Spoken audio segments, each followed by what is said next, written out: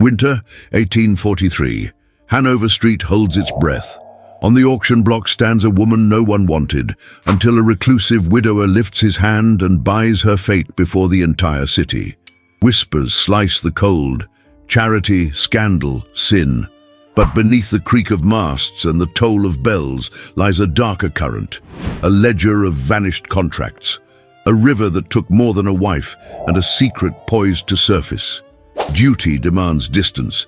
Desire dares a single, irreversible step.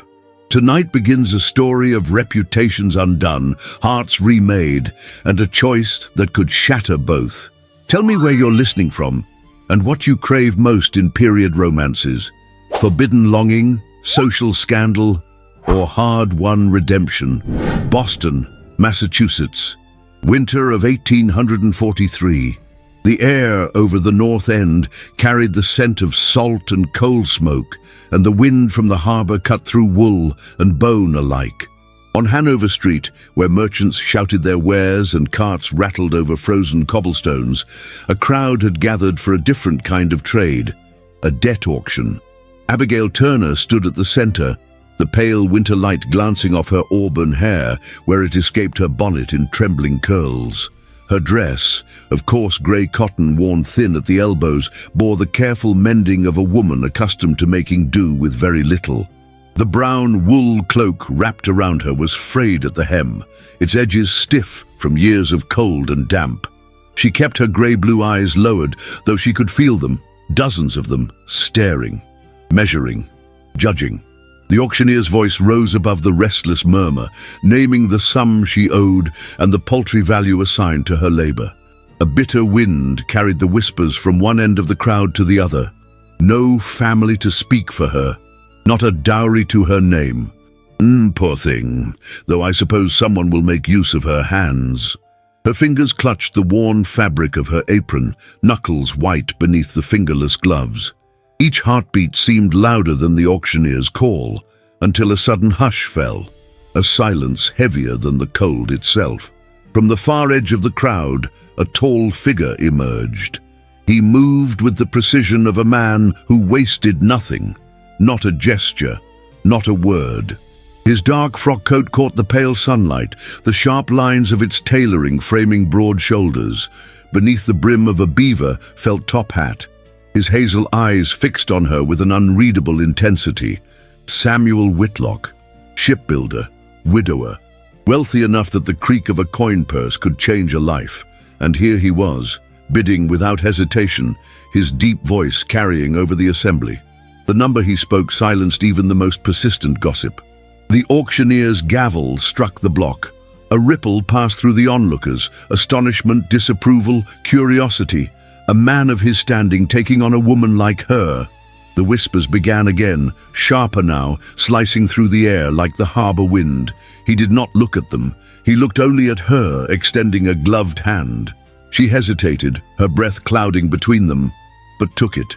His grip was firm, steady, pulling her from the circle of eyes into the shadow of his presence. The carriage waiting at the curb bore the discreet elegance of money, old enough to need no announcement. She sat in the corner, her cloak drawn tight, watching the city fade into the whitened edges of the harbor. The Whitlock house came into view at last, its tall windows facing the steel-blue expanse of the Atlantic.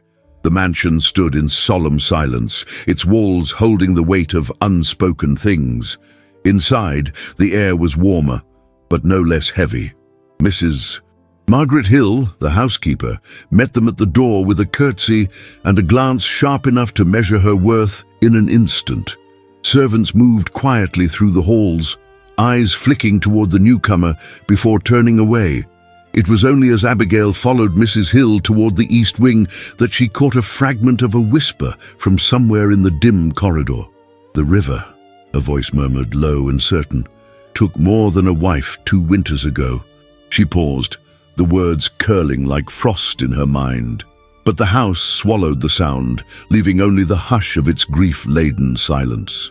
The first morning at Whitlock House unfolded in a silence so dense it seemed woven into the very grain of the wood. The old mansion stood high above the harbour, its many windows catching the pale light of a reluctant sun. From Abigail's small chamber in the east wing, she could see the ocean's surface glazed in ice, where the tide crept between the piers, gulls circling in the distance like sentinels over the water. The air was still, yet every corner of the house seemed to hum with the memory of voices no longer heard. Her day began at the strike of the brass clock in the servants' hall. Mrs. Margaret Hill was already waiting, her dark grey dress immaculate, white apron perfectly smooth, the keys at her waist clinking softly as she walked. The housekeeper's expression was neither hostile nor welcoming, only measured, as though she were assessing whether the newcomer might hold her ground or crumble at the first gust of disapproval. "You will take your breakfast in the small parlour," Mrs. Hill said. Her tone clipped, her eyes scanning Abigail from bonnet to boots. "Mr. Whitlock prefers order. The children are to be schooled after the morning meal. They keep to their own rooms unless instructed otherwise." Abigail nodded, resisting the urge to smooth her skirt. "I understand." The corridors she was led through were wide and dim, lined with portraits in gilt frames. Faces of Whitlock's past watched her passage with stern gazes, men in naval coats, women in silks, with hands resting on the backs of ornate chairs. The air smelled faintly of beeswax and the coal fires that burned in distant hearths. The children were waiting in the parlour, seated at opposite ends of a small settee upholstered in deep blue velvet. Clara, the elder, kept her hands folded in her lap, eyes downcast, her long chestnut braid resting neatly over one shoulder. Henry sat with his legs swinging above the carpet, his gaze fixed on the window where frost feathered the glass. "Good morning," Abigail greeted softly, taking care not to let her voice carry the awkwardness she felt. Neither child answered. Clara's fingers tightened over the small cloth doll in her lap, its face worn from years of holding. Henry glanced at her briefly before looking away. They ate in silence. Mrs. Hill poured tea with mechanical precision, the only sound the soft clink of porcelain. Abigail noticed the children's movements, Clara's deliberate, careful, almost adult, Henry's restless but restrained, as though every gesture was practiced into quietness. After breakfast, Abigail asked Clara if she might examine the doll. At first, the girl hesitated, clutching it tighter, but finally extended it without a word. The seam at the doll's side had split, and a small wisp of wool peeked through. Abigail promised to mend it. In the schoolroom, she introduced small changes to their morning lessons. She brought a scrap of blue ribbon she had found in her sewing box and used it as a marker for Clara's reading. For Henry, she suggested they take turns stacking small logs by the hearth before returning to arithmetic, a quiet game disguised as a chore. He didn't smile, but his eyes lingered on her longer than they had that morning. As the hours passed, Abigail began to sense the house's rhythm, the quiet creak of floorboards when the wind pressed against the walls, the muffled closing of doors far down the corridor, the hushed exchanges between servants. Even laughter, when it came, was subdued, quickly swallowed by the stillness. By early afternoon, the sound of wheels on the gravel drive broke the monotony. Mrs. Hill appeared at the schoolroom door, her lips pressed into a thin line. "We have a caller," she announced. "You are to remain here." Abigail obeyed, though curiosity prickled at her. Through the tall windows, she caught a glimpse of the carriage outside, black lacquer with polished brass fittings. A liveried driver stood at attention, his gloved hands folded. Not long after, a figure swept into the house. Temperance Winthrop, widow of a shipping magnate, and a name spoken with either admiration or fear in Boston's parlors, entered as though the air itself bent to her will. Her gown was of deep plum silk, the skirts rustling like whispered disapproval. A velvet cloak trimmed in sable framed her shoulders, and her bonnet's veil cast a delicate shadow over her face, softening the sharpness of her eyes. Though Abigail could not hear every word, the tone of Mrs. Winthrop's voice carried, smooth, deliberate, edged with something that might pass for sweetness if one did not listen too closely. She asked after Mr. Whitlock's health, the children's education, the state of his shipyards. Then, after a pause, she inquired, oh, so casually, about the new governess who had arrived under unusual circumstances. Mrs. Hill's reply was polite, but guarded. Miss Turner is settling into her duties. A soft laugh followed, brittle and lingering. I should imagine, Mrs. Winthrop said, that settling would require patience and discretion.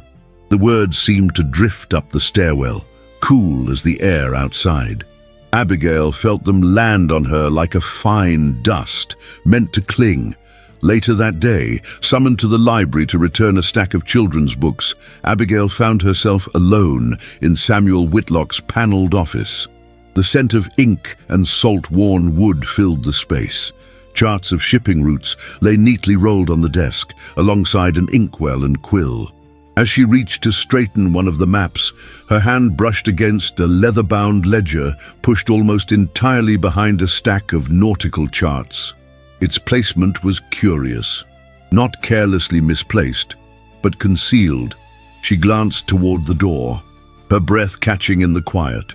The ledger was heavy, the pages lined in neat columns of figures and names. She recognized some as suppliers, others as rival companies. Several entries bore a notation she did not understand, letters and numbers marked in the margins, recurring beside a single name, Silas Reed. The sums beside it were large, and the dates recent. Before she could turn another page, Mrs. Hill's voice came from the doorway. That is not for your hands, Miss Turner. Abigail closed the book at once, setting it back beneath the charts. I was only tidying. Mrs. Hill stepped into the room, her gaze steady. Tidying can be dangerous here. Mr. Reed's men have a way of making things disappear, including people's good names. The warning hung between them. Abigail felt the weight of it, heavier than the ledger in her hands.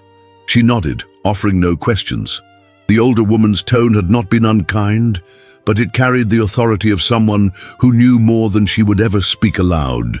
That evening, as the sun slipped below the horizon and the harbor darkened to black glass, Abigail sat by the schoolroom fire, mending Clara's doll with small, precise stitches. The children had retired early, and the house settled into its evening quiet. Somewhere in the west wing, a door closed softly, followed by the distant murmur of Samuel's voice speaking to someone unseen. Abigail's needle moved in rhythm with her thoughts. This was a house where every gesture was weighed, every word measured, where silence was not merely absence, but a language of its own. If she wished to survive here, and perhaps, in time, belong, she would have to learn to speak it. The harbor lay under a pale sky, the kind that made the sea look harder, as if the ice that clung to the edges of the wharf had seeped into the water itself. From the tall windows of the Whitlock house, Abigail could see the masts rocking in the wind, their ropes shivering like the strings of some giant unseen instrument. She had not yet set foot on the docks, but their pulse reached the house in whispers, words carried by servants returning from errands, letters sealed with salt-stiffened parchment, and the subtle tension that crept into Mr. Whitlock's shoulders when the wind blew in from the water.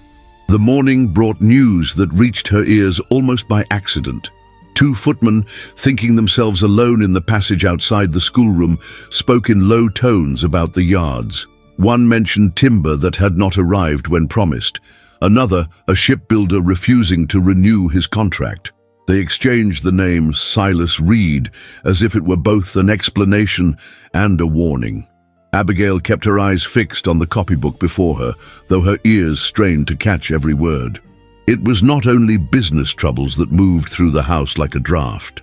There were other murmurs, quieter but sharper in their intent. They came in half-spoken phrases, the kind that die as soon as you step into the room. Servants muttering of the winter she drowned or the night by the wharf, and always of how Mr. Whitlock never spoke of it. Abigail began to notice small things that seemed to confirm what they did not dare say aloud. how he left the table if talk drifted to storms, how his gaze avoided the sea when the tide was high at night, how certain corridors of the house smelled faintly of salt, but remained locked. In the schoolroom the children were quieter than usual. Clara's head bent over her slate, her braid falling forward to hide her face. Henry sat at the hearth, tracing the lines in the worn bricks with the tip of his finger. Abigail felt the heaviness in their silence and decided that the morning's lessons would not be like the others. She brought from her small trunk a folded piece of thick paper on which she had drawn a large square divided into smaller ones. In each square she sketched a simple image, faces with different expressions, a warm sun, a rain cloud, a closed door, a pair of open hands. It was a picture board, something she had once seen a nursemaid use in a household where the youngest child had not spoken for nearly 2 years. "We will try something different today," she said softly, placing the board on the table between them. "You may point to whatever feels most like your day." Henry looked at it for a moment, then touched the picture of the rain cloud. Clara, after a pause, let her fingers hover over the small drawing of open hands before retreating. Abigail waited, not pressing, and returned to the lesson. It was later, when the sun had dipped behind the clouds and the light in the room turned blue, that Clara's hand returned to the board, resting, just for a moment, on the image of a small house with a lit window. Beside it, she tapped the square that showed a smiling face. Then, almost shyly, she pointed to the word Abigail had written beneath. Safe. The simplicity of the gesture struck Abigail more deeply than she could have expected. She only nodded, but inside her chest something warm stirred, like the faintest ember catching. The day drew on with its familiar order. Mr. Whitlock was in his study for much of it. The door closed, the scratch of his pen the only sign of life within. Servants moved through the halls with the muted efficiency of people who understood that discretion was as valuable as service. Once passing near the front door, Abigail caught a glimpse of him speaking to a man whose coat smelled of tar and whose hat was rimmed with frost. Their conversation was brief and ended with a curt nod. The man left with the air of someone bearing unwelcome news. That evening, after the children had been put to bed, the house seemed to draw in on itself. The wind rose outside, rattling the panes in their frames. Abigail could not sleep. She made her way down the back stairs to the kitchen, intending to warm her hands over the stove before returning to her room. She found Samuel Whitlock there, standing by the small table near the hearth, his coat removed, but his waistcoat still buttoned to the throat. A pot of coffee sat on the table, its steam curling in the lamplight. He looked up when she entered, his expression unreadable. "You are awake late," he said, his voice low, roughened by the hour. "I could not sleep," she admitted. "The wind." He gestured toward the chair opposite his own. "Sit, there is coffee, if you wish." She did, feeling the odd intimacy of the moment. The kitchen at night was a different world, stripped of the formality of the dining room, the air warmer, the shadows softer. The light from the lamp cast his face in planes of gold and shadow, deepening the lines at the corners of his eyes. For a while they sat in silence, the kind that is not empty, but watchful. He poured her a cup, the dark liquid fragrant and strong. She wrapped her hands around it, feeling the heat seep into her fingers. "I hear the docs are troubled," she ventured, choosing her words with care. His eyes lifted to hers, sharp for a moment before softening. "Troubled is one word for it. Contracts vanish. Timber meant for my ships finds its way elsewhere. Reed has a talent for making what is mine slip from my grasp." "Silas Reed," she said quietly, tasting the name. The corner of his mouth tightened. "You have been listening." "I have ears," she replied almost apologetically. He studied her for a long moment, as though weighing whether she might be trusted with more than she had asked. In the end, he said nothing further, only sipped his coffee and let the silence return. The wind howled against the shutters. Somewhere far off, a ship's bell rang in the darkness. She wondered if he heard it as she did, not merely as a sound, but as a memory. When she rose to leave, he stood as well, his hand brushing hers as he took her empty cup. The touch was brief, accidental, yet it lingered in her skin like a spark. He inclined his head slightly, a gesture of parting that carried with it something unspoken. As she climbed the stairs back to her room, Abigail felt the weight of the house differently. Beneath its silence, there was movement. Not loud or sudden, but steady, like the slow shift of the tide. She could not yet name it, but she sensed it, and she knew it would carry her into waters deeper than she had imagined. The morning of the musical arrived shrouded in the pale, silver light that often preceded snow. Whitlock House was transformed for the occasion. Fires burned in every hearth, filling the air with the mingled scents of pine logs and polished brass. Chandeliers, their crystals catching the glow of 100 candles, hung like frozen constellations above the drawing room. Servants moved in deliberate silence, carrying trays of porcelain cups, arranging chairs in neat rows, and placing fresh bouquets of hothouse roses in tall vases, roses whose perfume clung faintly to the damask curtains. Abigail had been instructed to assist discreetly, serving tea to the guests when the time came. It was a role that placed her within sight, yet firmly outside the circle of conversation. Mrs. Hill's voice that morning had been particularly measured as she explained her duties. The Whitlocks have always maintained a standard in these gatherings. You will remember your place, Miss Turner. She did not protest. She understood the nature of her position, but she could not deny that her heart beat faster at the thought of the afternoon to come. She would see Boston society as it entered this house, people who had whispered about her in the market, perhaps even those who had stood on Hanover Street the day her fate changed. By midday, the carriages began to arrive, wheels crunching over the gravel drive. The front hall filled with the rustle of silk gowns and the low hum of voices practiced in polite restraint. Ladies removed their fur-lined cloaks, revealing bodices stitched with gold thread, gloves of the finest kid leather, and necklaces that caught the candlelight. Gentlemen stood in clusters, their frock coats cut to perfection, their cravats tied in the elaborate knots of fashion. Abigail moved quietly among them, her navy wool dress plain beside the shimmer of satins, her hair neatly pinned under a modest cap. She poured tea, the porcelain cups trembling only slightly in her hands. She kept her gaze lowered, yet the air seemed to shift when she felt Samuel Whitlock's presence nearby. His voice, deep and deliberate, carried across the room as he greeted his guests. He looked every inch the master of the house. Dark frock coat impeccably tailored, waistcoat buttoned high, the line of his jaw clean and strong.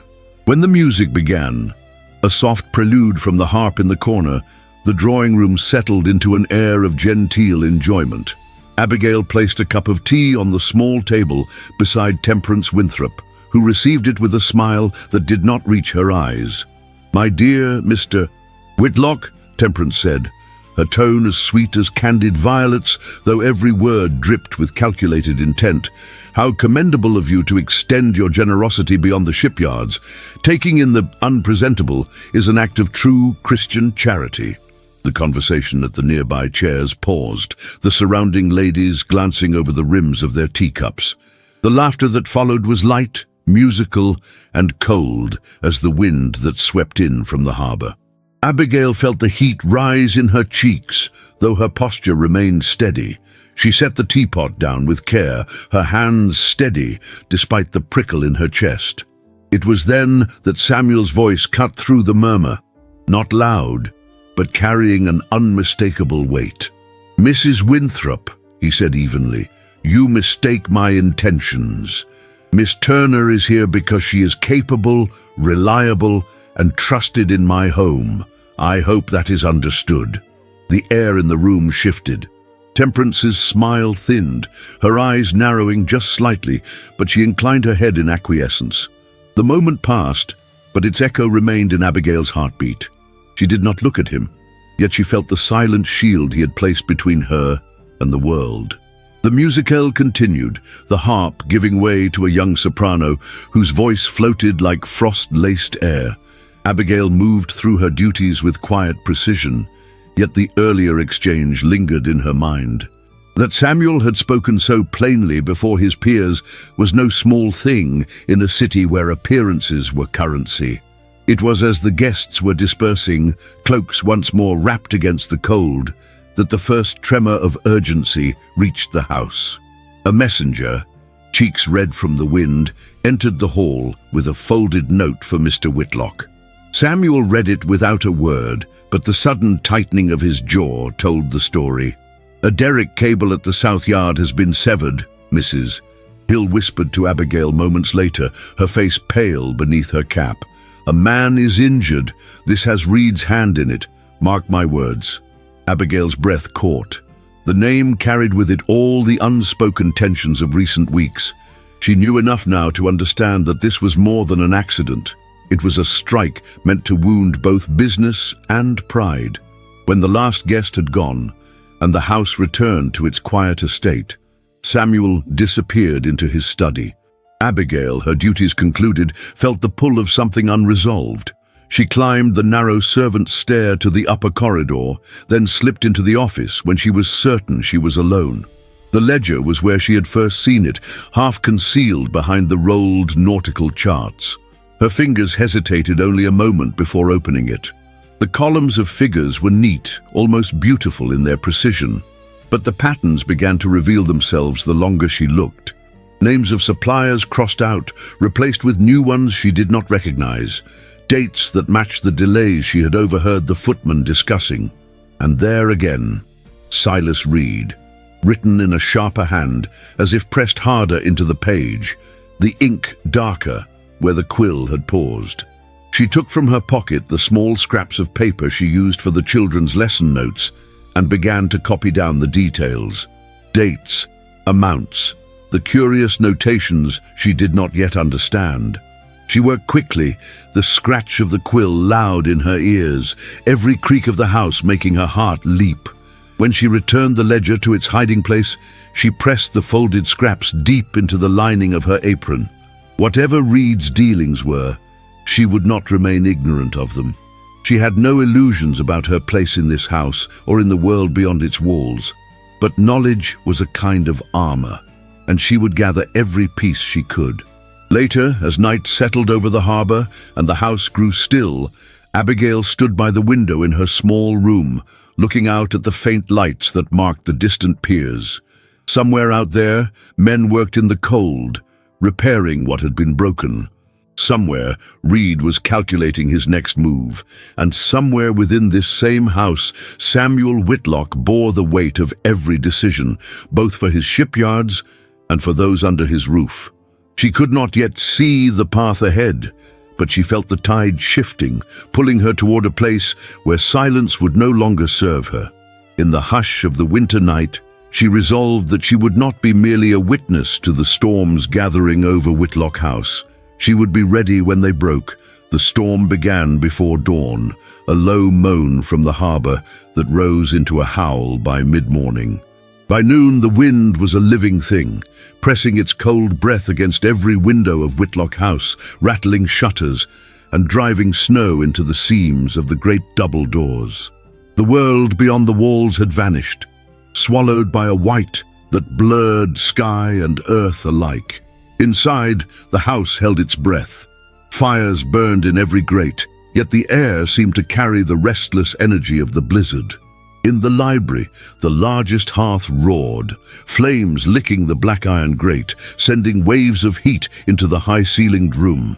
Abigail had chosen this space for the afternoon, knowing the children would feel safer here than in their separate rooms, listening to the wind scrape at the eaves. She laid thick quilts and pillows on the carpet, fashioning them into a small fort near the fire. Chairs were drawn close, a wool blanket draped across their backs to form a roof. Henry watched from the edge of the hearth, his eyes bright with the curiosity he tried to hide. Clara stood further back, her doll clasped to her chest, as if uncertain whether this was truly for her. "You may come inside," Abigail told them gently, smoothing a quilt where it sagged. "It will be warmer than any bed tonight." Henry stepped forward first, crawling into the space she had made, his small boots leaving prints on the fabric. Clara hesitated longer, But when Abigail lifted the blanket flap and smiled at her, she slipped inside without a word, sitting close to her brother. Abigail settled cross-legged on the floor beside the fort, her skirts spilling around her in a circle of dark wool. She reached for a small carved ship from the library's mantel, a toy she had found earlier that day, and placed it before them. "Once," she began, her voice low and steady, "there was a captain who sailed from this very harbor on a winter morning like this one. The ice was thick on the pilings, and the gulls circled low, as if they knew the ship's journey would be a hard one." Her words wove through the warm air, painting pictures of storm-tossed waves, lanterns swaying in the dark, and the moment when the ship found safe harbor again. She described the creak of timbers, the scent of salt spray, the courage it took to keep the wheel steady when the sky itself seemed to tilt. Henry's gaze never left her face. At some point, he reached behind him and pulled from his pocket a small wooden ship. Its paint worn, its mast slightly crooked. Without a word, he leaned forward and placed it in her lap. Abigail paused, touched by the gesture. She met his eyes and gave a small nod, closing her fingers over the ship. The room seemed to hold a different warmth then, one not born of fire, but of something far more fragile. The blizzard deepened, snow slanting across the tall library windows in ghostly sheets. Abigail told another story, softer now, of a lighthouse keeper who tended his light every night, no matter how fierce the storm, so that sailors would find their way home. She did not notice at first the way Clara's posture had changed, how she leaned slightly forward, her lips parted as if tasting the shape of a word she had not spoken in years. When the silence came between sentences, Clara's voice, thin and trembling, broke it. "Stay." The word was so small, so frail, that for a heartbeat, Abigail thought it might have been the wind in the chimney. But the look in Clara's greenish hazel eyes, wide, uncertain, pleading, banished all doubt. Abigail's throat tightened. She could not move quickly, not to frighten her, but she reached across the small space between them and laid her hand lightly over the child's. "I will," she said, her voice no more than a whisper. Henry glanced at his sister, his brows drawn, but did not speak. The fire popped in the grate, casting a warm light over their faces. Abigail felt her vision blur, but she blinked back the tears before they could fall. A governess should not cry in front of her charges, yet the weight of that single word, after so much silence, pressed on her heart with the force of a tidal wave. It was in that moment she sensed she was not alone. A shift in the air made her glance toward the doorway. Samuel Whitlock stood there, one hand braced against the frame. The light from the hallway haloed his shoulders, but his face was shadowed, save for the eyes that fixed on the scene before him. Something in his expression was unguarded, as if the layers of reserve he wore so easily had been loosened.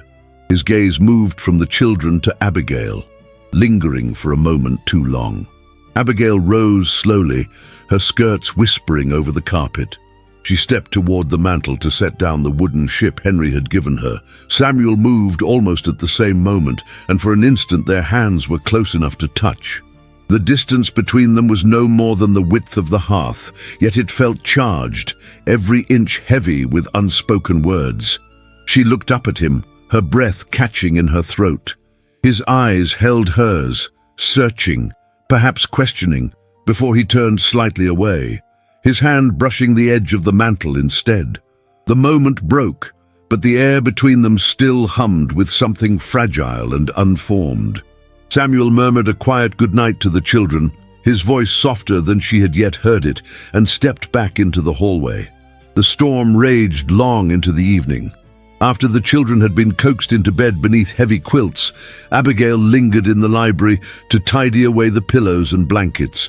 She found herself smoothing the fabric more than was necessary, her thoughts turning over the look she had seen in Samuel's face. It was near midnight when a knock at her door startled her. Mrs. Hill stood in the corridor, a letter in her hand. "This came with the evening post," she said, her expression unreadable. Abigail took it, the paper cold against her fingers. The handwriting on the front made her stomach tighten. It was a hand she had hoped never to see again. Inside, the words were brief, but each carried the weight of years she had tried to leave behind. Ezra Pike, the man who had once held her future in the crook of his arm, and then closed his hand until she could not breathe. He was in Boston. He wanted a conversation about debts, about what she owed, and one more thing, a line that made her blood run cold. "I understand you are in the company of Mr. Whitlock. We should discuss Mr. Reed." The blizzard battered the house, but the chill that gripped her then had nothing to do with the snow. She folded the letter with care, tucking it deep into the small wooden box on her bedside table, as if the act might keep its contents from leaking into the air. Lying awake, listening to the wind scrape against the glass, Abigail knew that the peace of this day, the fragile spark in Clara's voice, the quiet ember in Samuel's gaze, was already shadowed by the storm that would follow. But for tonight, she clung to the memory of that single word and the warmth it had lit in her heart. The snow that had blanketed the city for days had begun to melt, leaving the streets slick with slush and the harbor shrouded in a damp, metallic chill. Whitlock House, however, stood as it always did, stern and dignified against the elements, its windows reflecting the pale light of an unforgiving season. Yet within those walls, the air had shifted. Whispers had begun to cling like frost to the corners of rooms, drifting from mouth to mouth with the stealth of something dangerous. It began with the broadsides. They appeared first at the docks, cheap handbills tacked to posts and warehouse doors, the ink still fresh enough to stain the fingers of those who read them. They did not name Samuel Whitlock outright, but the insinuation was unmistakable. Words printed in bold strokes: a respected wife lost to the sea, a quarrel heard by many, an accident, or something darker. By the time one of the harbor boys smuggled a copy into the kitchen, the servants had already heard. They whispered over the breadboard, voices low but urgent. Mrs. Hill confiscated the sheet before Abigail could read more than a handful of sentences, her expression set in granite. "Some people," the housekeeper said sharply, "would rather feed lies than bread to a man's children. And you will not repeat a word of it to the young ones, Miss Turner." But the damage was done. Even without seeing the full text, Abigail could sense the undercurrent it carried. The house itself seemed to stiffen, as though the walls braced against an invisible assault. That evening, an unsigned note was slid under the door of the schoolroom. Abigail recognized the same cheap paper and hurried, messy hand. It claimed to come from someone who knew the truth about the night of the drowning. It spoke of a quarrel on the wharf, of voices raised in anger, of a woman boarding a small boat in defiance. No proof, no signature, only poison meant to seep into the cracks of the Whitlock name. She tucked the note away, unsure whether to show it to Samuel. The unease it brought did not fade, and by the following morning, unease had become something far more dangerous. She returned to her room after the children's lessons to find her small writing desk disturbed. The top drawer, which she always kept locked, hung slightly open.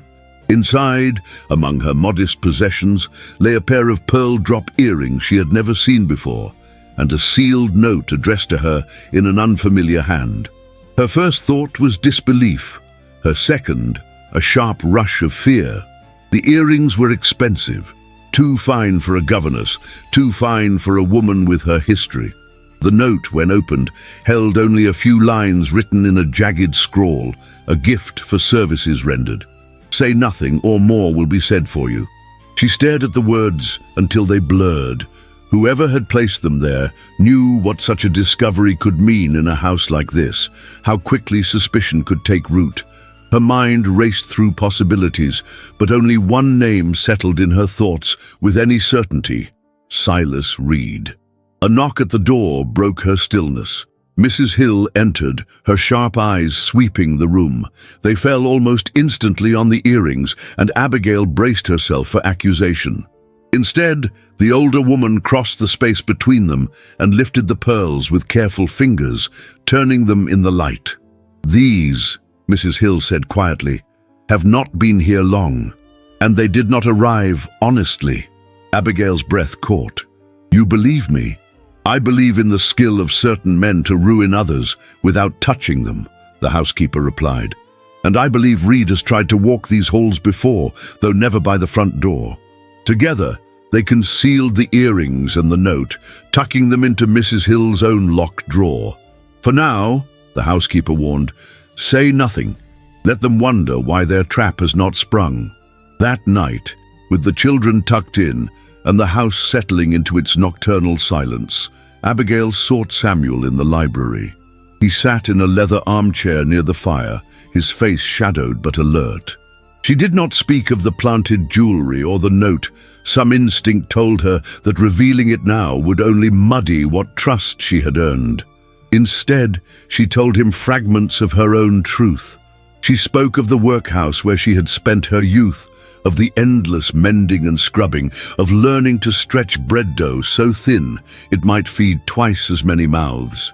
She told him of her vow, made quietly to herself on a night of hunger, that she would never again sell her dignity for a roof or a meal.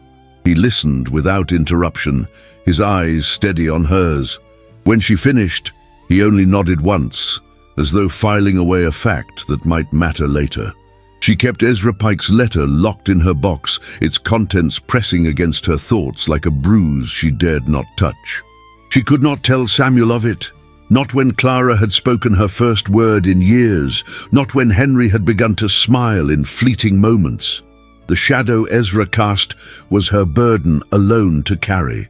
In the days that followed, she threw herself into quiet investigation.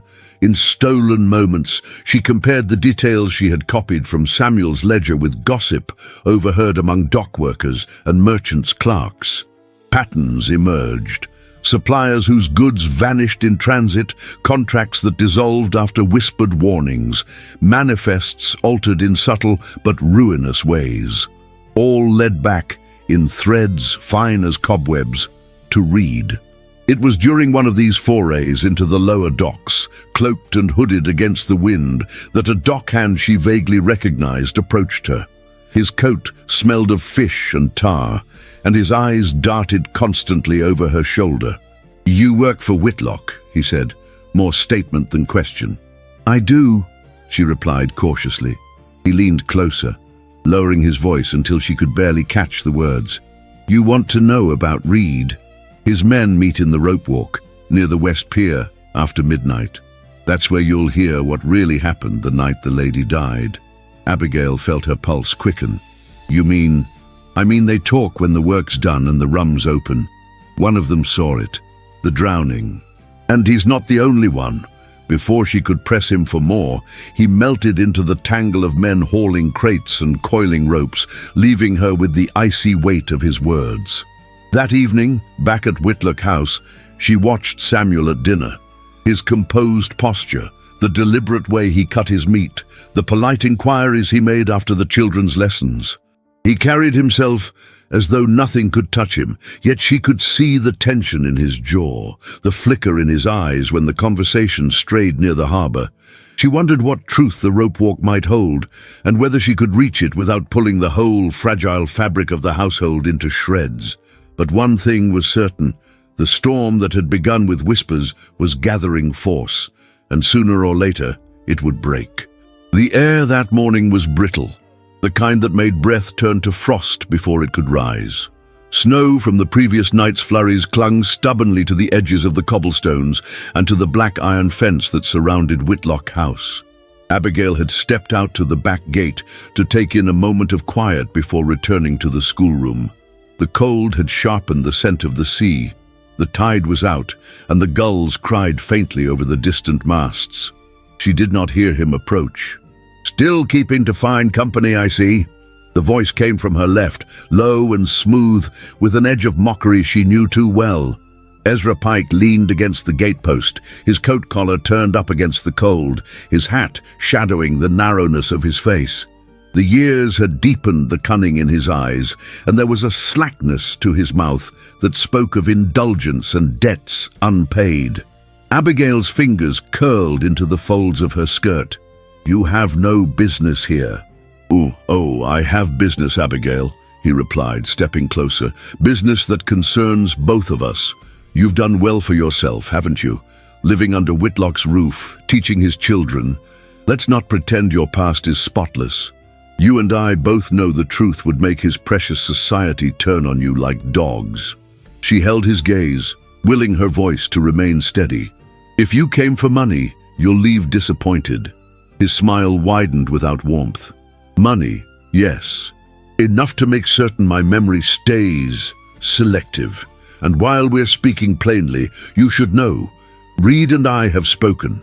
He has a particular interest in your employer, and in how easily his household might be unsettled. The name landed between them like a blow. Abigail's breath caught in her throat, but she gave no sign of fear. You've tied yourself to the wrong man, Ezra. Maybe, he said, shrugging, but wrong men tend to pay well when they want something badly enough. Before she could answer, the crunch of footsteps on the snow made them both turn.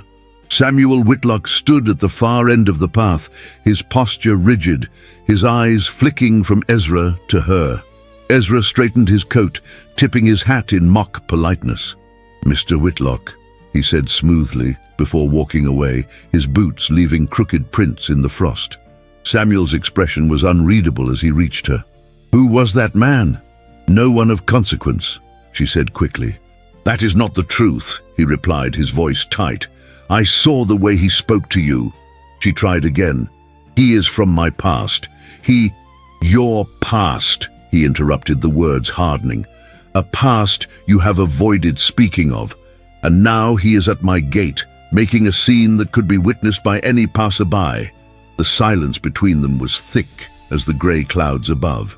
She searched his face for some sign of trust, but found only the guarded severity he wore when discussing the safety of his children. Mr. Whitlock, I cannot risk it, he said finally. Not now, not with the children just beginning to breathe again. His voice faltered on the last words, but his decision was already set. You will leave. I'll see you settled in a boarding house for a month with wages for your service. Her hands went cold inside her gloves. You mean to send me away without hearing? This is not punishment, he said, though the finality in his tone made it so. It is necessity. And with that, the world she had built inside these walls, fragile and new, began to collapse. 2 days later, Abigail walked out of Whitlock House with a single trunk and the weight of a dozen unanswered questions pressing against her chest. The boarding house was on the edge of the north end, where the scent of the sea mingled with the acrid smoke of the mills. The room was small, its single window rimed with frost, its bed sagging in the middle. Work was found quickly. Boston's mills always had need of hands willing to endure their air, heavy with lint that clung to skin and hair. Days became a blur of clattering machines, spinning bobbins, and the rasp of her own breath in the dust. Her fingers blistered and cracked. The coarse wool of her dress grew rougher with each shift. At night, she lay in the narrow bed listening to the clamor of the street below, cartwheels, drunken laughter, the cry of a baby somewhere in the building. The quiet she had once known at Whitlock House seemed impossibly distant. Back in that house, the absence was felt. Mrs. Hill, with her sharp eyes and sharper instincts, noticed the change almost immediately. Clara returned to her silence, answering questions with a nod or a shake of the head. Henry woke in the night crying for reasons he could not name, his small hands clutching at the covers as though they might anchor him. Mrs. Hill began her own quiet work. She asked the footman about the stranger at the gate, the one who had spoken to Miss Turner. She traced the errand boy's route and learned that a man matching Ezra Pike's description had been seen near the rope walk more than once, speaking to one of Reed's known messengers. One afternoon, under the pretense of delivering a letter, Mrs. Hill followed that same messenger from the market to a tavern by the wharf. She watched from across the street as he handed a sealed packet to Ezra Pike, who slipped it inside his coat without looking around. The coins exchanged afterward were quick and discreet, but not discreet enough to escape her notice. When she returned to the house, she said nothing to Samuel, yet She knew the value of timing, and she would choose her moment carefully. Meanwhile, the halls of Whitlock House grew quieter, the fires seeming to burn lower, as though the warmth Abigail had brought with her had been carried out in her trunk. Samuel walked the corridors with a heavier tread, his mind fixed on business, though more than once his gaze lingered on the east wing, where the schoolroom door remained closed. Winter pressed on, its cold sinking into stone and bone alike. And though Abigail now lived among the clamor of the mills, she felt the same chill, knowing that what she had lost was not merely a position, but a place in a world that had begun to feel like home. The nor'easter arrived at dusk, like a furious guest who had been kept waiting. Wind came first, hurling itself against the city with the deep, relentless roar of a great beast. Then sheets of rain, twisted sideways, needled with sleet that slapped at shutters and scoured the streets clean of footsteps in a matter of breaths. The harbor vanished behind a veil of storm. Lantern lights smudged across rain-lashed panes and became trembling moons, reflected on puddles that raced along the cobbles and poured with a hiss into the black throat of the sea. Abigail walked with her head bowed beneath a borrowed hooded cloak, the coarse wool plastered to her shoulders.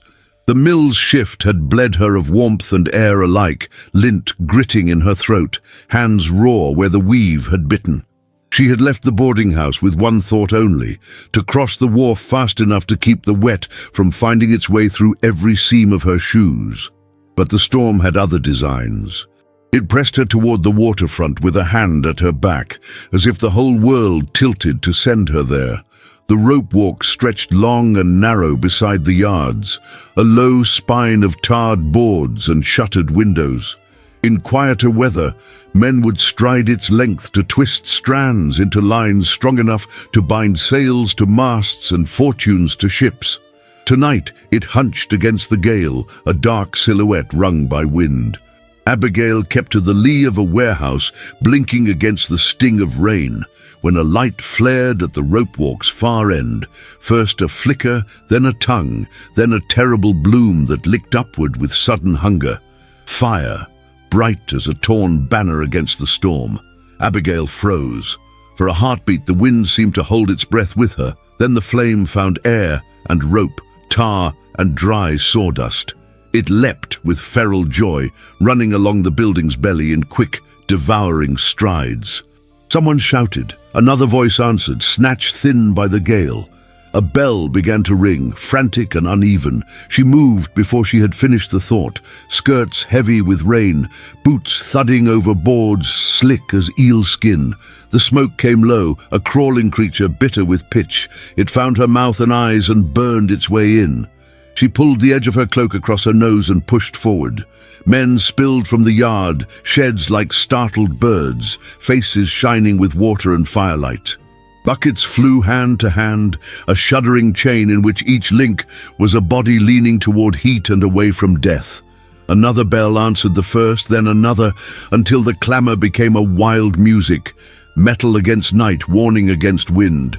Back there, a voice bellowed. The hooks! Get the hooks! Abigail reached the rope walk side and stared into the unsteady furnace. Through wavering smoke she glimpsed figures, shadows jerking, arms thrown up, the heave of shoulders. Then thin as a reed and sharp as a knife, a cry threaded the din. A child's cry, small, terrified, familiar.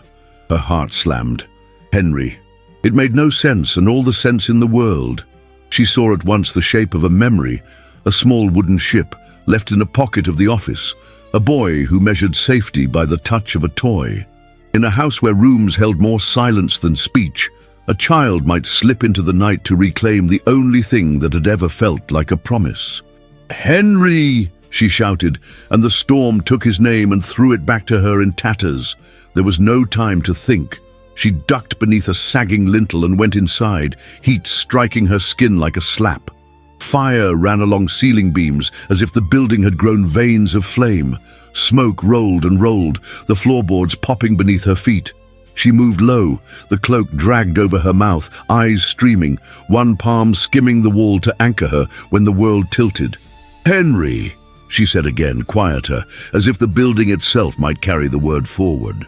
A small cough answered, ragged and frightened. "Stay where you are," she called, voice steadying though her lungs clawed for air. "I am coming." She found him crouched behind a barrel, his cheeks streaked with ash and tears, one hand clamped around the little ship. He looked smaller than he had any right to look, all bone and courage. "Up," she murmured, hauling him to his feet. "Arms around me. Now." He clung like a limpet, thin arms tight at her neck. Abigail staggered under his weight, and the drag of soaked wool, blinded one instant by smoke, and the next by a savage gust, when an opening yawned and slammed shut again. Something cracked above. She did not look up. She moved. They reached the doorway as a tongue of flame unfurled across their path. Heat blistered the air. Henry flinched and pressed his face into her shoulder. Abigail gathered what breath remained and lunged, the fire's edge kissing her cloak. They burst into rain, stumbling hard onto the deck outside, coughing until spots danced before her eyes. Hands reached for the boy, yardmen with soot-masked faces and urgent, careful fingers. Henry's grip loosened only when he saw Abigail's eyes on him and felt her nod, slow and sure. Someone wrapped him in a blanket and carried him toward the sound of the closest bell. Abigail swayed once and steadied herself against the wall. The rain lashed, the fire answered with a sullen roar, and over it, as if the storm itself had spoken, she heard a voice that cleaved the night. "Miss Turner!" Samuel. He came out of the smoke like a figure pulled from a fever dream, coat abandoned, shirt sleeves drenched and streaked with soot, eyes bright as if the fire's heart burned inside them. He reached for her shoulders with hands that shook and then stilled the moment they closed around her. "Henry," he said, not a question. "Alive," she managed. A sound left him that was almost a laugh and almost a prayer. He looked into her face as if he meant to memorize it, rain carving paths through ash on his cheeks. The intimacy of his relief flashed between them, more searing than heat, and then the rope walk groaned. "Inside! 2 men are trapped!" someone shouted. "The end section, brace it or we lose the lot." Samuel turned. Duty snapped into place over the rawness of fear. He moved toward the failing doorway, and Abigail knew with a clarity sharp enough to wound that if he disappeared into that mouth, she would follow. "Not alone," she said. He glanced back, a protest open on his lips, but she was already beside him. The rear section coughed out fire like a foundry. A beam had fallen and pinned another at a crooked angle. A makeshift gallows that would swing free with a little persuasion and crush everything beneath it. 2 men huddled beyond, half hidden by smoke, their eyes wild. "Ropes," Samuel said. "Wet them," Abigail answered at the same instant. They worked without speaking. Mrs. Hill appeared out of the storm like judgment and grace, hair escaping her cap, shawl black with rain. She had a line of men behind her, each with a coil of rope slung over a shoulder, and a face set in that stony determination a housekeeper wears when the house itself is at stake. "Haul them through the rain trough," she ordered. "Soak them until they weep." They fed the lines through the rush of water that cascaded off the roof's edge, then threw them over the teetering beam. Hands closed, set, heaved. The soaked ropes bit into palms and left no splinters. Abigail took her place in the chain, the fibers grinding against her skin with each pull. Samuel braced beside her, shoulder to shoulder now, breath harsh, strength leashed into steadiness. Their bodies moved in a common rhythm, draw, hold, yield, draw, until the beam lifted a hand's breadth and then 2. "Again," Mrs. Hill said, voice even as a prayer. A final heave, a cry, and the crooked weight rose enough to let the trapped men crawl like newborn creatures toward air. Samuel let the rope pay out in inches, guiding the beam to a safer seat. It settled with a resentful thud. The rope walk exhaled. "Go," he urged the men. They staggered past, coughing, one clutching a burned forearm, the other carrying a bundle he refused to release. As he lurched by, something dark fell from his pocket and skittered across the slick plank. Abigail stooped on instinct, fingers closing over a scorched scrap of paper, edges curled, ink blackened, but not erased. She had seen that hand before. The crisp, angular figures, the margin notes like barbs, ledger script. Read. Rain smeared the ash until the words began to bleed. She tucked the scrap into the lining of her cloak and lifted her head. Samuel stood with hands braced on his thighs, catching breath, water coursing from his hairline to his jaw. He looked at her then with a gratitude so pure it stripped everything else away. "Henry?" she said again, because there was too much in her chest for any other word. He nodded once, as if to anchor himself to sanity with that single certainty. Then his gaze slid past her and hardened. Flames flared along the roofline where sparks had found new meal. The bucket line jerked and bucked, men shouted, stumbling in the wind. A constable's rattle skittered somewhere out of sight.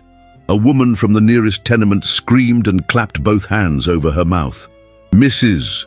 Hill touched Abigail's elbow with an uncharacteristically gentle hand. "You are coming with me," she said. "There's no use for you in the line if your lungs give out." "I am well enough," Abigail began, but the older woman's look, granite wreathed in steam, tolerated no argument. "Take that to heart," Mrs. Hill added in a lower tone, eyes flicking to the hidden bulge where the scorched scrap warmed against Abigail's ribs. "And keep it dry." They moved toward the warehouse eaves, where the rain fell kinder and the wind could not reach as fiercely. Witnesses gathered in the edges of the storm, the circle widening with every shout and bell. Yardmen stood dark and tall as pilings. Apprentices leaned forward until masters dragged them back by their collars. Two aldermen hunched beneath an umbrella that turned inside out, faces revealed and quickly hidden again. The baker from the corner clutched his hat to his head. Whitlock's foreman barked orders that ricocheted like hurled stones. Rumors already prickled and ran. Arson, sabotage, Reed's name hissing like steam. Through it all, the storm raged. Firefighters wrestled a hand engine into place. The pump wheezed, then caught, and a thin arc of water leapt against the orange hide of the building. The smell changed, less sweet, more bitter, when soaked hemp smoldered. Abigail coughed into the crook of her elbow until the fit passed. Beside her, Mrs. Hill's breath came short but even, as if she had decided it would. "Look," the housekeeper said, chin tipping toward the edge of the crowd. Abigail followed her gaze. A knot of men stood aloof from the labor and the fear, hats brim low against the rain, attention too carefully elsewhere. She recognized one, Reed's messenger, the man Mrs. Hill had tracked with silent steps and ice-cold eyes. He shifted, and for an instant his coat flapped open. The sharp corner of a ledger leaf showed at his pocket's mouth, twin to the scorched scrap against Abigail's heart. "Noted," Mrs. Hill murmured, as if adding a sum in her head. "Let him think he is unseen." A movement to their right drew Abigail's eye. Henry, blanket bundled around him like a small brown sail, was perched on a crate beneath the shelter of a doorway. His eyes were enormous in his smudged face, but when he saw her, he lifted the wooden ship and held it, not as a toy, but as a standard. She felt the world tilt and right itself. She pressed a hand to the doorframe to steady the sudden ache. Samuel crossed to the boy and crouched. The storm's soundtrack softened for an instant, like a stage curtain muffling an orchestra. Father and son touched foreheads, the gesture so simple it scalded. Henry's lips moved. Abigail could not hear the words, yet she felt them land inside her as surely as if she had spoken them herself. Around them, order asserted itself inch by inch. Fire shrank under the steady insistence of water and rain. Smoldering lines were cut and cast into puddles where they hissed like snakes. The ropewalk, wounded but standing, shivered as wind found new cracks to gnaw. A constable took names with a pencil gone blunt. The foreman counted men, counted again. Someone pressed a flask into Mrs. Hill's hands.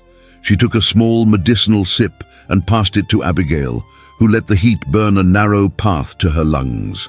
When she straightened, Samuel was there, rain striped across his cheekbones, eyes steadied to something like calm. "You should be in a warm room," he said, but the roughness in his voice confessed he wanted her no farther than arm's length. "I will go when Henry sleeps," she answered, "and when the worst is past." They did not touch. They did not need to. The nearness was its own heat, held between them like a lamp carefully shaded from wind. A shout rose from the pump line. The rear wall gave a protesting sigh and folded inward, sending up a gout of ember spark that the rain smothered to sullen glow. The worst at last had the grace to be over. Only then, when the storm's tantrum ground down to raw endurance, did Abigail ease a hand to the seam of her cloak and draw out the scorched scrap. She shielded it with her palm and the sheltering curve of her body. Ink bled, but not enough to obliterate the hand that had written it. A column of figures, a supplier's name she had copied once before in a hurried script, and in the margin, a notation like a brand, initials shaped with a flourish she had come to recognize in the quiet of a paneled office.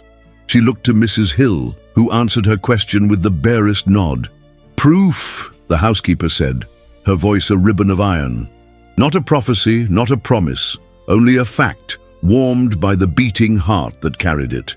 The storm could claw and the fire could roar, men could lie and others could be bought. Faneuil Hall loomed against the pewter sky like a fortress of commerce and judgment, its brick walls glistening faintly with the morning sleet.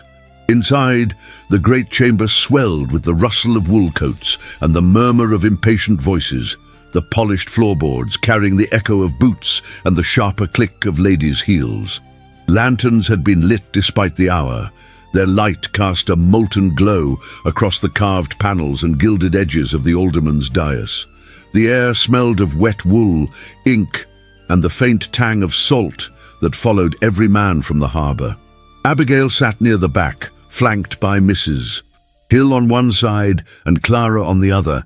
Henry pressed close beside his sister. She could feel the rhythm of the girl's breathing, quickened not by fear alone, but by the weight of the place, its gravity pressing on her small shoulders. It was the same pressure that set Abigail's own pulse to an irregular beat. She kept her hands clasped in her lap, the damp warmth of her gloves a thin armor against the glances darting her way. At the far end of the chamber, Samuel stood among the merchants, tall and uncompromising, his broad shoulders squared beneath a dark coat. His face was set in lines that spoke of long battles fought without quarter.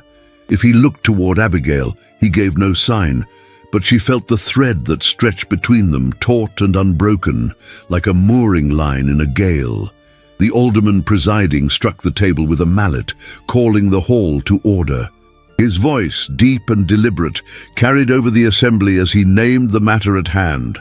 The fire at the rope-walk, the sabotage of the Whitlock yards, and the malicious rumours surrounding the death of Mrs. Eliza Whitlock. Every name spoken sent a subtle ripple through the crowd, a shifting of weight, a tightening of jaws. Temperance Winthrop arrived late enough to be noticed, her entrance deliberate. She swept into the chamber draped in dove-grey silk, her veil lifted to reveal eyes alight with a satisfaction she made no attempt to hide. Her gaze lingered on Abigail with the cool precision of a scalpel, then drifted to Samuel, searching for cracks. She found none and smiled as if she had. Silas Reed sat a few rows ahead, immaculately turned out in a black frock coat, his cravat pinned with a discreet pearl. He leaned toward an associate and murmured something that drew a thin smile. His posture was one of a man confident in his footing, even in a hall filled with those eager to see him stumble. Ezra Pike lurked near the side wall, hat in hand, the damp from his coat hem leaving a dark crescent on the polished floor. His expression was the practiced mask of a man ready to lie if the price was right. Abigail's stomach tightened, the memory of his voice at the boarding house door surfacing like a stone through shallow water. The first witness was called, a housemaid from Whitlock House, her hands worrying the folds of her apron. Mrs. Hill had brought her forward with the quiet certainty of someone setting a key into the correct lock. The girl testified to seeing Reed's runner in the corridor outside Abigail's room the night before the trinkets and sealed note had been found. Her voice wavered, but the alderman leaned forward, the room leaning with him. Mrs. Hill followed, her testimony crisp, unadorned, and lethal in its precision. She laid the trinkets on the alderman's table, their surfaces catching the lamplight. Each piece bore the faint smudge of tampering, a clasp bent, a seal subtly marred. She recounted the moment she noticed the irregularities and the trail that led her to Reed's messenger. The crowd murmured. Even among merchants accustomed to ruthless competition, such planting of evidence was a foulness that left a sour taste. The dockhand was next, a broad-shouldered man with wind-burned skin. He spoke of late-night meetings in the rope walk, of coin-changing hands, of orders whispered and written in a ledger he had glimpsed, ink as black as the tar that stained his nails. Abigail's breath caught at the mention. She knew that ledger had copied its entries in the lamplight of Samuel's office. Mrs. Hill's hand rested briefly over hers, a silent affirmation that the threads were knitting together at last. Reed rose to respond, his voice smooth, each denial measured as if the truth could be coaxed into submission by the weight of his composure. He disavowed the runner, dismissed the ledger as fabrication, suggested that the fire was the result of negligence among Samuel's men. His words were like oiled silk, and for a moment the room's attention seemed to sway toward him. Then Samuel stepped forward. His voice was steady, carrying the timbre of the shipyards, of orders given over the clamor of labor. He addressed the alderman directly, but his gaze found Ezra Pike. "You have something to say, I believe. Say it now, before these men, before the city." Ezra's smirk wavered. "I have no—" "You do," Samuel cut in, his tone iron. "And you will say it here." Silence closed in. Ezra's eyes darted to Reed, then back. The room felt the shift, the moment when a man stands on the edge between loyalty and ruin. "He paid me," Ezra said at last, his voice barely above a mutter. "Reed paid me to spread the tales, about her past, about theft, and to put those things in her room." The murmur that followed was a tide breaking against stone. Reed's composure fractured, just enough for those watching to see. The presiding alderman's gaze hardened. "And the matter of Mrs. Whitlock's death?" It was Samuel who answered, his words slow, deliberate. "That night there was no quarrel. My wife was grieving her father and determined to take his ashes to the sea, despite the storm. I begged her to wait. She would not. I went with her to the wharf, hoping to stop her. The wind caught her as she stepped into the boat. She slipped. I went in after her." His voice caught, the crack subtle but sharp. "I did not reach her in time." The room held its breath. Reed's gossip, the poisonous insinuations, dissolved under the weight of the truth spoken without ornament. From beside Abigail, a small hand slipped into hers. She looked down to find Clara, pale but steady, her eyes fixed not on the alderman, but on the assembly at large. When she spoke, her voice was clear and sure, carrying farther than seemed possible. "She saved us," Clara said. "She is our family." The hall hushed, the kind of hush that presses into the skin. Merchants who had looked on Abigail with suspicion now shifted, some with discomfort, others with reluctant respect. Samuel turned to face her fully.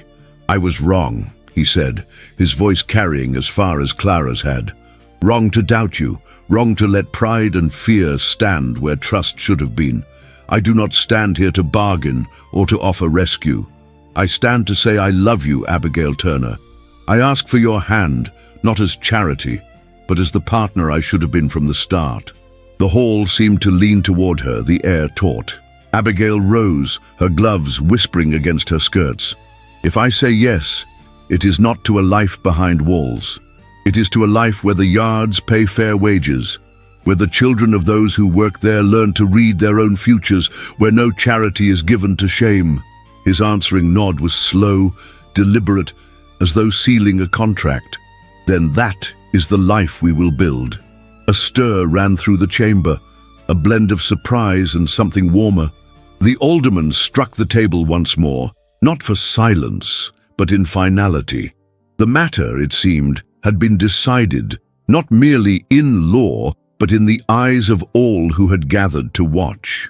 The harbour, which for months had lain under the grey fist of winter, was now touched by light that shimmered across the water like scattered silver. The air still carried a chill, but it was softened by the scent of damp earth and the promise of blossoms yet to open. Masts swayed gently against the pale blue sky, and gulls circled overhead, their cries sharp but almost jubilant. In the court of law, justice had spoken with a clarity that no whisper could undo. Silas Reed, his once impeccable composure stripped bare, was indicted for conspiracy and arson. The charges, read aloud in a room heavy with witnesses, left no doubt of his guilt. The ledger fragments, the dockhand's testimony, and the word of those who had long been silent formed a chain unbreakable by influence or coin. Reed was led away, his eyes darting for an ally and finding none. Ezra Pike was not there to watch it. By the time the indictment was read, he had already fled the city under threat of arrest, the shadows of his debts chasing him down the roads that led away from Boston. No one in the Whitlock household spoke his name again. The days that followed were unlike any Abigail had known since her arrival on Hanover Street. Contracts once withheld returned to the Whitlock yards as if the harbour itself had decided to turn its tide. Merchant after merchant, in tones both formal and cautious, acknowledged Samuel's integrity. And though some would never fully forget the scandal, there was no denying that the balance of power had shifted. Samuel did not waste the change. The reforms he had promised Abigail began to take root almost immediately. Hiring practices were altered, with every man, no matter his standing, to be paid a fair wage and given written terms. Injured workers were no longer discarded as burdens. One such man, the same whose arm had been broken in the rope-walk sabotage, was promoted to overseer at full pay. His gratitude wordless but deep in its expression. The Harbour School, a notion born from Abigail's vision, began in a modest room above the chandlery. Abigail herself oversaw its beginnings, greeting children with the same warmth she had once reserved for the Whitlock Library, when Clara and Henry were her sole pupils. Fishermen's daughters and shipwrights' sons learned letters by the light of tall windows, their voices mingling with the scent of chalk and seawater. Mrs. Hill, when her duties allowed, sat at the back, her sharp eyes softened by pride. The Whitlock garden, neglected through years of grief, awakened under careful hands. Beds were turned, the soil enriched, and the first lilacs pushed their green buds into the warming air. It was here, among the tender shoots and the promise of colour, that Samuel and Abigail chose to wed. The ceremony was modest, yet each detail carried the weight of meaning. On the morning of the wedding, the house stirred earlier than usual. Mrs. Hill oversaw the placement of white linens on tables, the polishing of silver, and the arranging of lilac sprigs in small porcelain vases. The air within the house smelled of beeswax and blossoms, and sunlight fell through the tall windows in wide, warm shafts. Abigail, dressed in an ivory gown with a high lace collar, stood in her room before the looking-glass. Her veil, simple and sheer, was pinned carefully by Mrs. Hill, whose hands, steady as ever, lingered just a moment longer on her shoulder. "You came here as no one," she said, voice low but firm. "Today you walk out as yourself." In the garden, chairs had been placed in rows, facing an archway of lilacs and early roses. Temperance Winthrop was notably absent. Her seat remained empty, a silent emblem of battles won not by invitation but by choice. Clara and Henry stood together at the front, holding a small leather-bound book. They read the blessing they had prepared in unison, their voices clear and unshaken. They were no longer prisoners of silence. Samuel, in a dark frock coat and crisp white cravat, waited beneath the arch. When Abigail walked toward him, the gravel crunching softly beneath her shoes, his gaze never wavered. There was no audience in his eyes, only her. As they took each other's hands, there was a stillness in the garden, a pause that felt like the breath between tides. The vows were spoken plainly, without ornament, but they rang truer than any gilded speech. They spoke not of rescue, but of partnership, not of possession, but of choice. When they were pronounced man and wife, Samuel's hand remained firm around hers, the kind of grip that promised constancy through tempests yet unseen. That afternoon, word of their union spread through Boston's merchant circles. Some sent curt notes of congratulation, others formal letters edged in politeness but laced with curiosity. The Whitlock name, tarnished by scandal for too long, began to settle once more into a place of respect, if not yet affection, within society's ledger.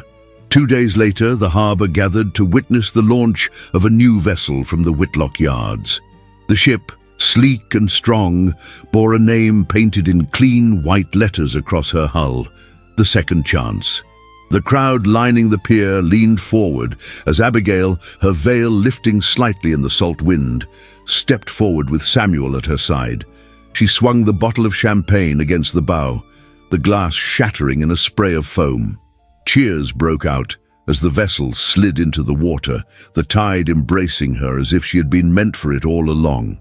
Samuel's hand rested over hers on the railing, warm and steady, as the ship found her place in the harbour. In that moment, Abigail felt the currents of her own life shift, no longer drifting at the mercy of others, but moving under her own sail, alongside a man who had learned the cost of pride and the strength in humility. As evening fell, the Whitlock mansion stood against the dusk, its tall windows aglow. From within, the sound of laughter floated into the night air. Warm lamplight spilled across the garden paths and onto the street beyond, a beacon not of wealth alone, but of a house that had opened its heart again. Once, it had been a place that held its breath, its corridors silent and its rooms heavy with loss. Now it breathed, a living home built not on bargains or rescues, but on truth, choice, and vows made between equals. The lilacs swayed gently in the night wind, their scent mingling with the salt of the sea, as if the earth itself approved of the life beginning within those walls. The harbour was no longer the same as it had been on that cold morning when Abigail first stepped onto Hanover Street. The masts still lined the horizon, but the city around them had swelled. Brick warehouses rose taller, the clamour of trade had grown louder, and the scent of salt and coal mingled with the aroma of bread from the new bakeries along the wharf. Yet for Abigail Whitlock, the greatest changes were not in the city's skyline, but in the life she had built within its tides. From the veranda of the Whitlock mansion, she watched 2 boys chasing each other along the garden path, their laughter spilling through the open windows. The elder, Samuel Jr., had his father's steady gait and quiet thoughtfulness, though his smile came more readily. The younger Thomas was quick to climb anything that would bear his weight, his hair a tumble of auburn curls that caught the sunlight, his mother's gift to him. Clara, now 18, walked between them with a book tucked beneath her arm, her patient voice coaxing them back to their studies. Henry, 16, taller than his sister and already showing a craftsman's hands, carried a small wooden model of a ship, explaining to his brothers the curvature of its hull. The house, once defined by silence, was now alive with movement and voices that had learned to speak without fear. Samuel stood beside Abigail at the railing, his hair touched with silver, the lines at his eyes deepened not by worry, but by years lived well. He still carried himself with the same quiet authority that had once commanded the shipyards, but his gaze softened when it rested on her. In the 8 years since their vows, the storms they had weathered together, some fierce, some subtle, had not worn them down, but shaped them into something stronger. The Whitlock yards had expanded, their reputation now tied not only to the quality of their ships, but to the fairness of their practices. Wages were paid promptly, injured workers were cared for, and the harbour school, now housed in a larger brick building, taught dozens of children each year. Some of those students had gone on to become shipwrights, merchants, and teachers in their own right. Not all had fared so well. Silas Reed had been convicted and spent his remaining years in prison, where his health withered under the weight of his own bitterness. Ezra Pike, though never caught, was last rumoured to have been seen in the ports of New Orleans, a shadow of the man who once swaggered through Boston's alleys. Temperance Winthrop's influence waned with the passing years. Her sharp tongue found fewer ears willing to listen, and her absence at society's gatherings was no longer remarked upon. Mrs. Hill, her hair now white as salt, still presided over the household with brisk efficiency, though she allowed herself moments of indulgence with the younger children. Her fondness for them was unfeigned, her watchfulness undiminished. Abigail sometimes thought of the day Samuel had bought her in front of the crowd, a memory that once carried the sting of humiliation. Now it lived in her mind, as the first turn in a current that had carried them both into unfamiliar waters. Waters they had learned to navigate side by side. The strength between them was no longer in grand declarations, but in the thousand small ways they moved through life together. In the morning, walks through the garden, in the shared glances across a crowded room, in the quiet counsel offered when the world pressed too hard. That evening, as the sun lowered over the harbour, they gathered in the garden for the launch of a new ship. This one bore a name chosen by Clara and Henry together, the Harbour Light. As the vessel slid into the water, the cheers rose from workers, neighbours, and friends. Abigail felt Samuel's hand close over hers, warm and steady, the same way it had been on the day they wed. 8 years had passed, and time had left its mark, but it had not dulled the truth they had built their lives upon. Love, when chosen freely and nurtured with respect, could outlast both scandal and storm. The Whitlock house, bathed in the golden light of dusk, stood as proof. From its tall windows, lamplight spilled once more onto the darkening street. It was no longer the guarded glow of a home holding its breath, but the open welcome of a place where the doors had been thrown wide, where voices mingled in warmth, and where the future, uncertain as any sea, was met together. Some stories remind us that the storms we face are not the end, but the beginning of a new course. Abigail and Samuel's journey showed that love is not built on rescue alone, but on trust, respect, and the courage to choose each other every single day. They proved that dignity can be reclaimed, that silence can be broken, and that even the coldest house can breathe again when truth is allowed to live within its walls. If you have followed this tale to its very last word, write the word harbour in the comments so I know you were here until the end. Your thoughts matter. Tell me what this story stirred in you, and let's keep this conversation alive. If you feel moved and wish to support the team that brings these romances to life, you can send us super thanks on YouTube with whatever amount you can or wish. Every contribution helps us create more stories for you. And if that's not possible right now, sharing this story with friends and family is another beautiful way to help it reach hearts that might need it. Don't miss the other love stories I've prepared for you. Some are just as dramatic, others even more intense. You'll find them in the cards on your screen now, because sometimes all it takes is one choice, one truth, and one shared journey to change everything.